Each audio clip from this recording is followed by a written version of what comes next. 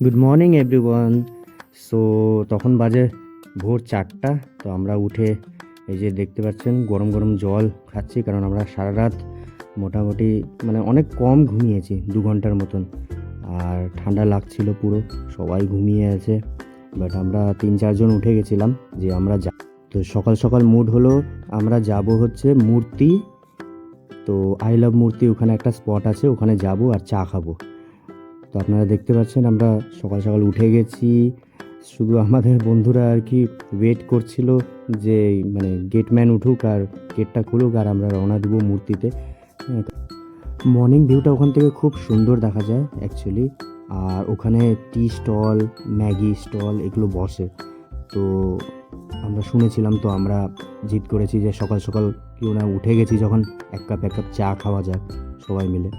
তো আমাদের বন্ধুরা ডাকছিল, কারণ ওয়াচম্যান এসে গেছিলো গেট খোলার জন্য। তারপরে আমরা রওনা দিয়েছিলাম মূর্তির উদ্দেশ্যে। ওখানে চাটা খুব ভালো বানিয়েছিল অ্যাকচুয়ালি, আমাদের ভিডিও করা হয়নি।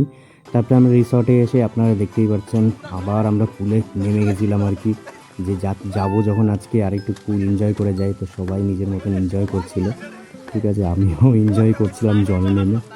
আর বন্ধুরা সবাই রেডি হচ্ছিলো যে পুলে নামবে বলে। সো গোটা রিসর্টে আমরাই ছিলাম যারা এত সকাল সকাল পুলে গেছি। এই রিকোয়েস্ট করে ওদেরকে বলেছি যে খুলে দিন, আমরা পুলে আরেকটু এনজয় করে তারপরে আমরা যাবো, চেক আউট করবো। আপনারা হয়তো ভাবছেন যে এরা বাচ্চাদের মতন খেলতেছে, বাট এটাই আমাদের কাছে আনন্দ খুব, যে বন্ধুরা একসাথে যাই। 3-4 মাস পর পর আমরা যাই, স্পেন্ড করি টাইম একসাথে, সেটাতে কি হয় মনটাও ভালো থাকে। সো এই করতে করতে আমাদের ব্রেকফাস্ট রেডি হচ্ছিল, আর আমাদের বন্ধু 2 জন আর কি সাইকেল নিয়ে রিসর্টের ঘুরছিল।